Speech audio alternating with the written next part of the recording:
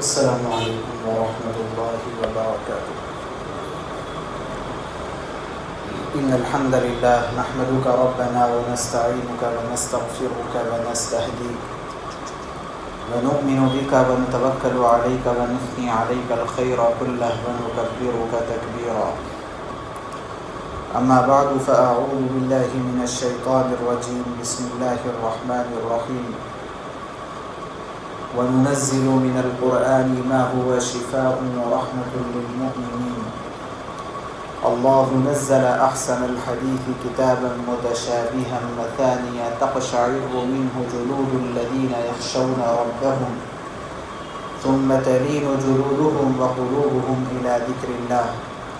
ذَلِكَ هُدَى اللَّهِ يَهْدِي بِهِ مَن يَشَاءُ صدق اللہ العلی العظیم۔ قابل احترام بزرگوں، نوجوان دوستوں، عزیز ساتھیوں، اللہ تبارک و تعالیٰ کا یہ فضل و کرم ہے کہ اس نے ہمیں یوں ہی دنیا میں نہیں بھیج دیا، بلکہ ہماری تمام جسمانی، روحانی ضروریات کا انتظام کر کے اللہ نے ہمیں یہاں پر بھیجا ہے۔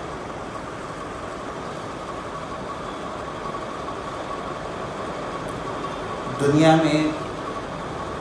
جو بھی جاندار پیدا ہوتا ہے، خواہ وہ جاندار انسانوں میں سے ہو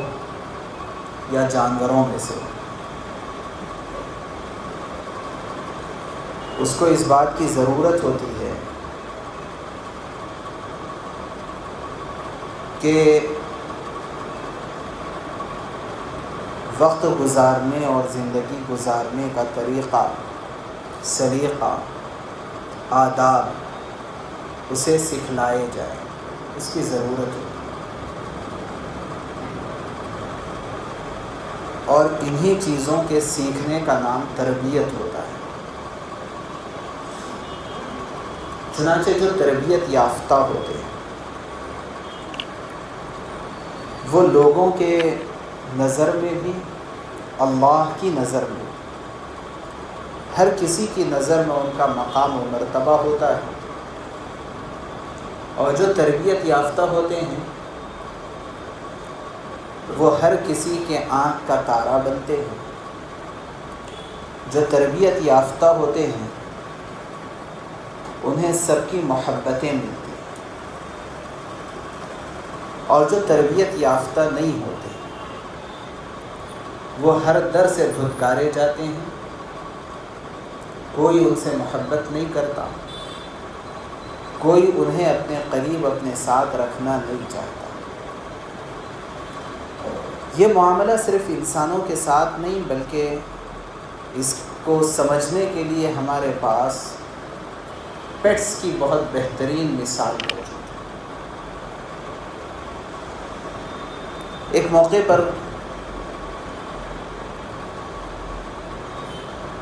میں نے دیکھا کہ ایک بلی ہے، اور گھر کے تمام افراد اس بلی کو بہت چاہتے ہیں اور بہت پیار کرتے ہیں۔ مجھے دیکھ کر کے یہ بے چینی ہوئی کہ پتہ نہیں پاکی صفائی کا کیا معاملہ ہوگا۔ گھر کے افراد سے میں نے کہا کہ آپ لوگ مسلمان دیندار لوگ، نماز قرآن کا اہتمام کرنے والے لوگ، گھر میں بلی آپ نے پال رکھی ہے، اب یہ کہیں پیشاب کر دے گی، کہیں گندگی کر دے گی، اور اس کی وجہ سے گھر میں ایک قسم کا تعفن اور بدبو، اور پھر ایک جگہ گندگی کرتی اور اس کے پیر کو وہ گندگی لگی رہی اور وہ گھر بھر پھر رہی، تو پاکی صفائی کا اہتمام کیسے ہو سکتا ہے؟ پھر میں نے کہا کہ آپ کے گھر میں دودھ ہوتا ہے، مختلف گوشت وغیرہ آپ لا کے رکھتے ہیں، پتہ نہیں یہ کسی برتن میں اگر منہ ڈال دو آپ کو پتہ نہیں چلے گا، لیکن گھر کی رہنے والی ہے تو پھر وہ تو سب ناپاک ہو گیا۔ تو ان تمام چیزوں کے چلتے بلی کو پالنا، یہ کیسے آپ اس پہ مطمئن ہیں؟ انہوں نے بڑی عجیب و غریب بات بتائی اور سنا کہ وہ بات ہے بہت اہم اور ایسا ہوتا بھی۔ انہوں نے کہا کہ مولانا یہ بلی عام بلی نہیں ہے، یہ ہماری پالتو بلی۔ اسے پتہ ہے کہ اسے ضروریات سے کہاں فارغ ہونا ہے اور کب فارغ ہونا ہے اور کیسے فارغ ہونا ہے، یہ ہم نے سب اسے سکھایا۔ گھر کے باہر ایک جگہ طے ہے، وہ اپنی اس جگہ پر جاتی ہے اور اپنے وقت پر فارغ ہو کر کے آتی ہے، گھر میں کہیں گندگی نہیں کرتی۔ اسے پتہ ہے کہ گھر کے کسی برتن میں منہ نہیں ڈالنا، تو وہ ہرگز منہ نہیں ڈالتی ہے۔ اس کا ایک مخصوص برتن ہے، اس برتن میں اسے اس کی غذا دے دی جاتی ہے، وہ وہیں اس برتن کے پاس جاتی ہے، وہیں کھا پی لیتی ہے اور اس کے بعد وہ آرام سے رہتی ہے۔ نہ کہیں گندگی کرتی ہے، نہ کسی دوسرے کے برتن میں منہ ڈالتی ہے، نہ کسی کو تکلیف دیتی ہے۔ اور جب یہ صورتحال ہے تو اس کا اثر کیا ہوتا ہے؟ دیکھیے، گھر کا ہر فرد اس سے محبت اس حد تک کرتا ہے کہ جیسے بچوں کو لوگ گودوں میں اٹھائے پھرتے ہیں، ایسی بلی کو گود میں اٹھائے۔ گھر کے بچے، گھر کے بڑے اسے پیار کرتے ہیں، اس سے لاڑ کرتے ہیں اور یہ بھی ان سب کے ساتھ رہتی بستی ہے اور بہت انسیت ہو جاتی ہے۔ بلکہ میں نے ایک بچے کو دیکھا ہے کہ بلی کے گم جانے پر، اس کے مر جانے پر وہ ایسے رو رہا تھا جیسے کوئی اس کا قریبی رشتہ دار گزر گیا ہوتا ہے۔ ایسے ہی ایک اور بلی جس کی کوئی تربیت نہ ہوگی، آپ اس کو دیکھیں، جیسے ہی وہ کسی گھر میں داخل ہوتی ہے 2-4 بچے اس کے پیچھے پڑ جاتے ہیں، اس کو باہر نکالے بغیر چھوڑتے ہیں۔ وہ کہیں کسی برتن میں منہ ڈال دیتی ہے، وہ دودھ پورا کا پورا پھینک دیا جاتا ہے۔ وہ آتی ہے تو کہیں گندگی کر دیتی ہے، کہیں ادھر ادھر بچے ڈال دیتی ہے، پتہ نہیں کیا کیا کرتی ہے، اور اس کی وجہ سے ہر کوئی پریشان رہتا ہے، ہر در سے دھتکاری جاتی ہے، ہر جگہ مار کھاتی ہے، کوئی اسے قریب نہیں لیتا۔ حالانکہ وہ بھی بلی ہے لیکن کوئی اسے قریب لینے کے لیے تیار نہیں، کوئی اس کو اپنے گھر میں رکھنے کے لیے تیار نہیں، کوئی پناہ دینے کے لیے تیار نہیں، کوئی اسے دودھ دینے کے لیے، اس کی غذا دینے کے لیے تیار۔ نتیجتاً کچرا کنڈی میں اور باہر غلاظت کے مقامات پر اپنی غذا تلاش کرتی پھرتی۔ بنیادی آپ غور کیجئے کہ ان دونوں میں فرق کیا ہے۔ ان دونوں کے درمیان فرق تربیت کا ہے۔ کتوں کو آپ نے دیکھا، ابھی آتے ہوئے میں نے دیکھا کہ ایک بہت بڑی ٹرک، اس کا کام ہی کتے پکڑنا ہے۔ آوارہ کتوں کو بھگا بھگا کر کے جال ڈال کر کے پکڑتے ہیں اور اسے لے جا کر کے مار دیتے ہیں، ایک بڑا گڑھا کھود کر کے ان سب کو دفن کر دیتے ہیں۔ یہ ہر جگہ گلی کوچوں میں ادھر ادھر دوسروں کو تکلیف پہنچاتے ہوئے اور جو ہے گندگی کھاتے ہوئے نظر آتے ہیں، ہر در سے دھتکارے جاتے ہیں، کوئی انہیں پسند نہیں کرتا۔ جنس وہی ہے، شکل و صورت بھی وہی ہوتی ہے بہت سی مرتبہ، لیکن وہ پالتو کتے ہوتے ہیں۔ اس کے اوپر بڑا ٹائم اسپینڈ کیا جا رہا ہے، بڑا پیسہ اس کے اوپر لگایا جا رہا ہے، اسے اچھی اچھی چیزیں کھلائی جا رہی ہے، اس کے ساتھ چہل قدمی کی جا رہی ہے۔ ایک ہی جنس ہے، وہ بھی کتا ہے، یہ بھی کتا ہے، وہ بھی بلی ہے، یہ بھی۔ غور کیجئے گا کہ فرق کہاں سے آ رہا ہے۔ فرق آ رہا ہے تربیت سے۔ ایک بلی سدھائی ہوئی ہے، ایک کتا سدھایا ہوا ہے، ایک گھوڑا سدھایا ہوا ہے، سکھایا ہوا ہے، تربیت کیا گیا ہے، اور وہیں دوسری بلی، دوسرا کتا، دوسرا گدھا، دوسرا بیل، وہ تربیت یافتہ نہیں۔ جو تربیت یافتہ ہے، جاننے والے بھی اس سے محبت کرتے ہیں، جو اسے نہیں جانتے ہیں وہ بھی اس کے حالات و کوائف کو دیکھ کر کے محبت کرتے رہتے ہیں، اسے قریب لیا جا رہا ہے اور دوسرے کو ہر در سے دھتکارا جا رہا ہے۔ یہ بہت بین مثال ہے میرے بھائیوں، میرے دوستوں، کہ یہ تو جانور ہے، جانور تو جانور ہی ہوتے ہیں۔ انسانوں کے اندر بھی یہی معاملہ ہے کہ جس انسان کی تربیت ہوتی ہے وہ صرف اپنوں کے درمیان نہیں غیروں کے درمیان بھی وہ ہر کسی کے آنکھ کا تارا بنا ہو۔ ہم نے ایسے دیندار نوجوان مینیجرز کو دیکھا ہے اور ہم نے ایسے بہت سارے ٹین ایجرز کو دیکھا ہے، بڑی عمر والوں کو دیکھا ہے کہ کمپنی سے ریزائن کرنا چاہتے ہیں لیکن کمپنی انہیں چھوڑنے کے لیے تیار نہیں۔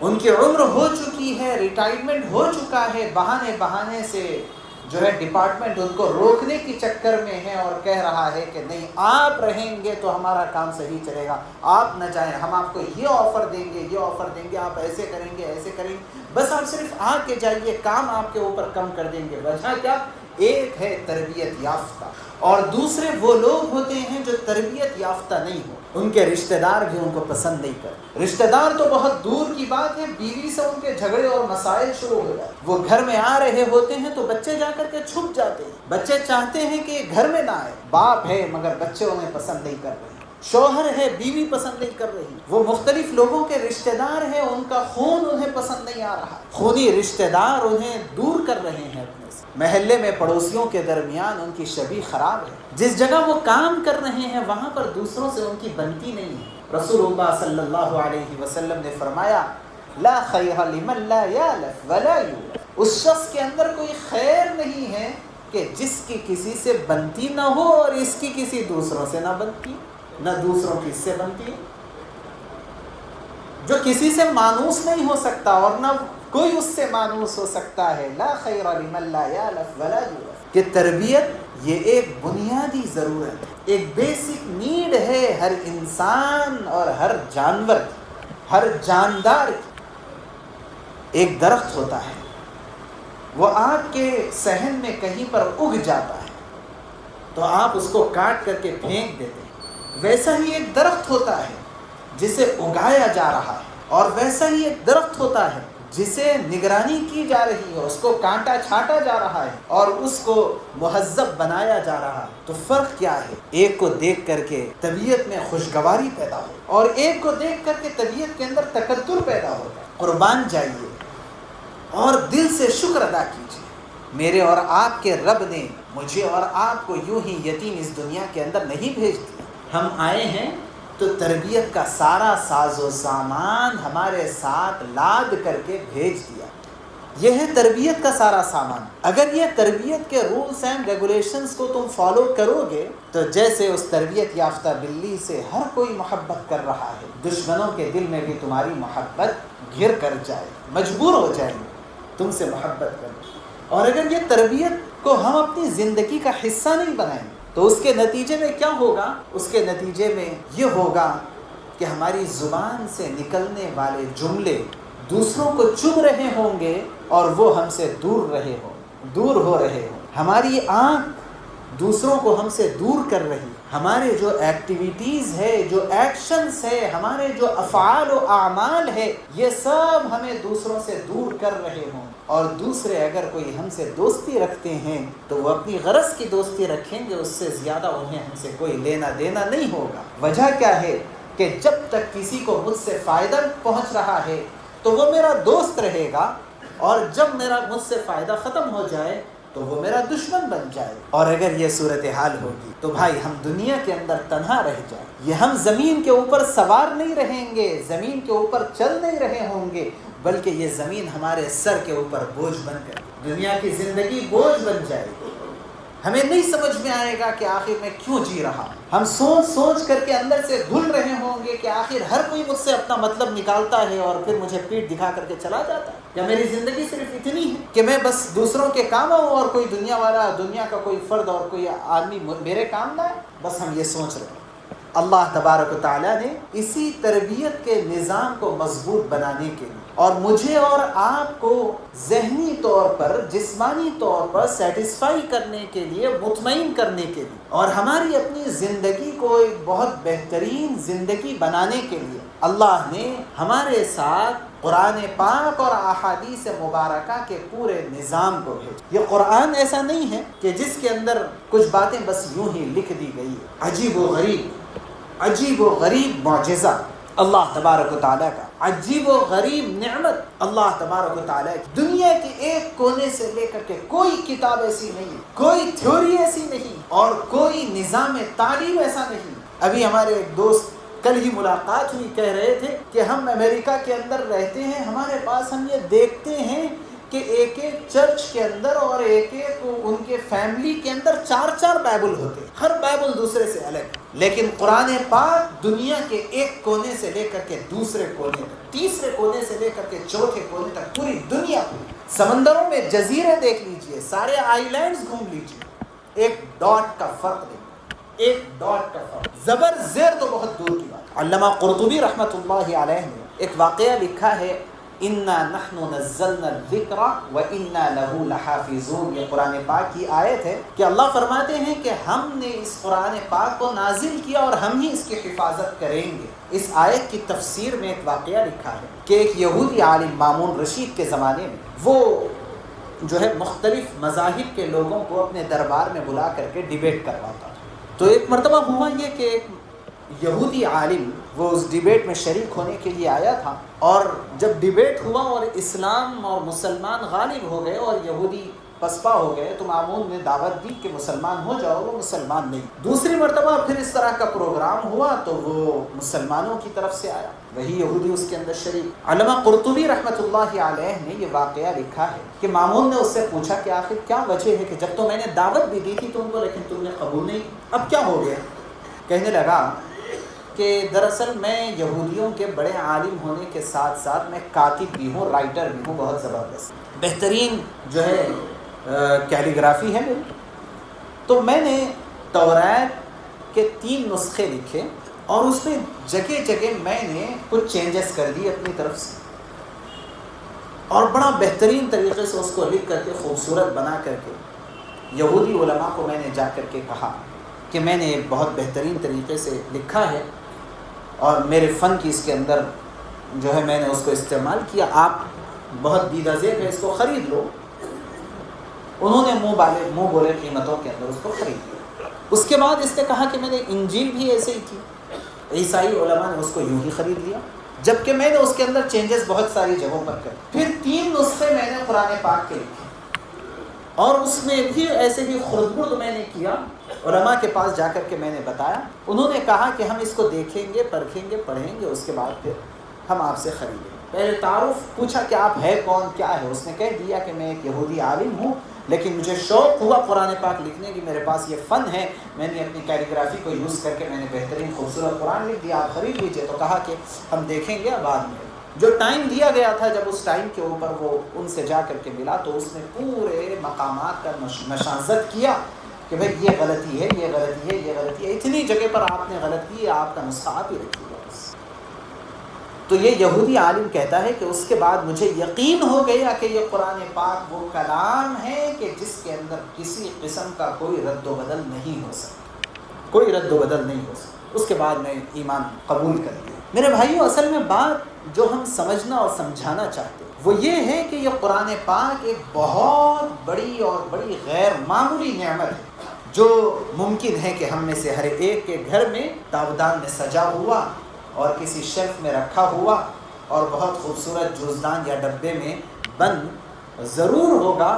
اور اللہ معاف فرمائے پتہ نہیں کتنوں کے گھروں میں وہ دھول میں اٹا ہوا. لیکن وہی وہ قرآن ہے کہ جس کے اندر وہ ساری برکتیں ہیں کہ جن برکتوں کے آج ہم سب محتاج ہیں، اور ان کے نہ ہونے کی وجہ سے آج ہم سب پریشان ہیں. وہ تربیت کرتا ہے میری اور آپ کی، وہ ہمیں بتاتا ہے کہ ہمارے زندگی کے گائیڈ لائنز کیا ہونے چاہیے، کون سے خطوط ہے کہ جن کے اوپر چلنے سے ہم کامیاب ہوں گے ورنہ ہم پریشان ہو جائیں. غیر معمولی اس کی تاثیر، غیر معمولی اس کے اندر بہت ساری حکمتیں اور راز چھپے. وہ سارے کے سارے راز ہمارے گھروں کے اندر بند، اور بند بھی اس وجہ سے ہیں کہ ایک بہت بڑا المیہ کہ ممکن ہے ہم میں سے بہت ساروں کے ماں باپ نے شروع میں ہمیں عربی اور مکتب کہیں پڑھایا تھا ہوگا، لیکن ہماری اپنی کمزوری یہ رہی کہ ہم نے وہ صحیح پڑھا نہیں، اور آج تک ہمیں کچھ پڑھنا آتا نہیں، اور آتا ہے تو ایسے آتا ہے کہ ہم خود اس سے سیٹسفائی نہیں، جس کی وجہ سے ہم تلاوت کرنے کے لیے طبیعت آمادہ نہیں ہوتی ہے تلاوت کرنے پر، طبیعت آمادہ نہیں ہوتی ہے قرآن پاک پڑھنے پر، بے چینی لگی ہوئی ہے کہ اگر پڑھیں گے تو پتہ نہیں صحیح پڑھ رہے ہیں کہ غلط پڑھ رہے ہیں، اور دوسرے یہ کہ اگر پڑھ رہے ہیں تو کبھی ہم نے اس بات کا اہتمام نہیں، کبھی ہم ذہن میں نہیں لائے کہ کتنے لینگویجز ہیں، بہت ساری وہ لینگویجز جو کوڈنگ سے تعلق رکھتی ہیں، جس کے پیچھے غیر معمولی مہارت کی ضرورت ہوتی ہے۔ سافٹ ویئر انجینئرز یہاں پر موجود ہوں گے، وہ جانتے ہیں اور سمجھتے ہیں اس بات کو کہ کتنی ڈیفیکلٹ اور کتنی عجیب و غریب لینگویجز، وہ لینگویجز تک ہم سمجھنے پر قادر ہو گئے، اتنی ڈیفیکلٹی ہم نے اپنے اوپر لے لی ہے، اور پتہ نہیں اس کے علاوہ اور کون سی لینگویجز ہمارے پاس ہے، اور ہم جانتے ہیں اور سمجھتے ہیں اور خواہش رکھتے ہیں، شوق ہمیں ہے کہ بھائی یہ لینگویج ہمیں سیکھنا، کم سے کم درجے میں انگریزی کے سلسلے میں تو ہر کوئی اپنے دل کے اندر اس زمانے کے اندر شوق رکھتا ہے کہ بھائی بڑی تیزی کے ساتھ اور بڑی صفائی اور شستگی کے ساتھ ہمیں یہ لینگویج آنا چاہیے، لیکن شاید دل کے کسی گوشے میں یہ بھی خواہش ضرور ہوگی آپ کی، اور ہوگی اس لیے کہہ رہا ہوں کہ ہمارے ہر مومن بھائی کے دل کے کسی گوشے کے اندر یہ خواہش ضرور ہوتی ہے کہ بھائی میں کون سی لینگویج میں نماز پڑھ رہا ہوں، میں نماز پڑھ رہا ہوں تو اللہ سے بات کر رہا ہوں، گفتگو کر رہا ہوں اللہ سے، ایسی بھی کیا گت بن گئی میری کہ میں اللہ سے گفتگو کر رہا ہوں اور وہ گفتگو مجھے خود سمجھ میں نہیں آ رہی ہے؟ کیا آج تک میں نے کوئی ایسی لینگویج میں گفتگو کی ہے کسی سے کہ میں سمجھ نہ پا رہا ہوں اور کریکٹ کیے جا رہا ہوں؟ ایسی بے وقوفی میں نے کسی انسان کے ساتھ آج تک نہیں، اور بس اسی انتظار میں کہ آج نہیں کل سمجھ جائیں گے، کل نہیں پرسوں سمجھ جائیں گے، پرسوں نہیں ترسوں سمجھ جائیں گے، اس انتظار میں نماز تو پڑھ رہا ہوں، لیکن ابھی تک میں اللہ سے جس لینگویج میں گفتگو کر رہا ہوں وہ لینگویج میں سمجھ نہیں پا رہا۔ آخر کیا مطلب ہے میں کھڑے نہیں، میں اپنے سر کو جھکا دیتا ہوں، جھکا کر کے پورا زمین پر ٹیک دیتا ہوں، وہاں جا کر کے کہہ رہا ہوں آج تک میں نے کسی اور کے سامنے اپنے سر کو جھکایا نہیں، اور کسی اور کے سامنے میں اتنا گرا نہیں، لیکن کسی کے سامنے میں گر جاتا ہوں، اپنی حیثیت مٹا دیتا ہوں، وہاں جا کر کے کہہ رہا ہوں سبحان ربی الاعلیٰ، سب سے اعلیٰ ہے وہ ذات اور پاک ہے وہ ذات، وہاں جا کر کے کہہ رہا ہوں۔ کم سے کم ہمارے ایکشنز تو ہمیں سمجھا دے کہ آخر کتنے ڈپتھ لیے ہوئے یہ ایکشنز، اور اس کے مقابلے میں کتنا سطحی اور کتنا پانی کا بلبلا میری سوچ کہ ایکشنز میں اتنا ڈپتھ، لینگویج میں اتنا ڈپتھ، لیکن میرے سوچ کے اندر اتنی سطحیت۔ قرآن پاک وہ کلام ہے جس کے ذریعے سے اللہ تبارک و تعالیٰ نے مجھے اور آپ کو یہ موقع عنایت کیا ہے کہ ہم اور آپ اس فرش پر رہتے ہوئے عرش والے سے گفتگو کر سکیں، اور یہ اسی سے نکلا ہوا کلام ہے، اسی کا کلام، یعنی اللہ کی ذات سے نکلا ہوا کلام۔ یہی وجہ ہے کہ اللہ کی ذات کبھی ازل و ابد میں تبدیل نہیں ہو سکتی ہے، اسی لیے تو قرآن پاک بھی تبدیل نہیں ہو سکتا، کیونکہ وہ اللہ کی ذات سے نکلا ہوا اللہ کی صفت ہے۔ میرے بھائیوں، رمضان المبارک ہمارے سر پر ہے، ابھی 15-20 دن باقی ہے، کہیں ایسا نہ ہو کہ ہم یوں ہی آگے بڑھیں اور رمضان میں یوں ہی داخل ہو جائیں گے، اور پھر ایسے جیسے تیر شکار کو پار کر کے ادھر نکل جاتا ہے، ہم رمضان کو پار کر کے آگے نکل جائیں اور کوئی فرق نہیں۔ بہت اہم ترین وقت ہمارا گزر رہا ہے، رمضان بنانا ہے، رمضان سے پہلے قرآن پاک سے اپنا رابطہ اور تعلق قائم کرنا ہے۔ یہ قرآن مجھے فرش سے اٹھائے گا اور عرش پر پہنچا دے گا۔ ان اللہ یرفع بہذا الکتاب اقواما ویضع بها آخرین۔ یہ قرآن پاک وہ کتاب ہے جو قوموں کو یوں اوپر اٹھا دیتی ہے اور یوں اوپر سے نیچے گرا دیتی ہے۔ اس کی قدر دل کے اندر ہوتی ہے، تو جس دل میں اس کی قدر ہوتی ہے وہ اس دل کو اور اس دل والے کو ویسے ہی اونچائی پر لے کر کے چلا جاتا ہے جس اونچائی پر یہ ہے،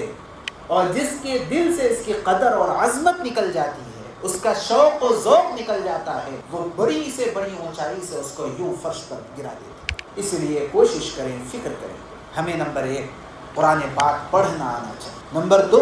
قرآن پاک پڑھنے کے بعد اس کی اہم صورتیں کم از کم یاد ہونی چاہیے،